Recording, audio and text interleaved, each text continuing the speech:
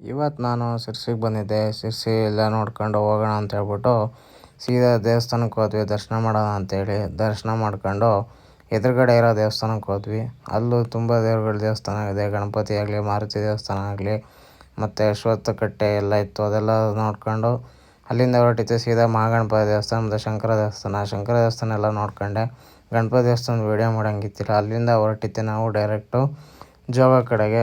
ಜೋಗ ನೋಡೋಣ ಅಂತ ಹೇಳ್ಬಿಟ್ಟು ಹೋಗಿದ್ವಿ. ಜೋಗ ಎಲ್ಲ ನೋಡ್ಕೊಂಡು ನೀರೆಲ್ಲ ಸ್ವಲ್ಪ ಇತ್ತು.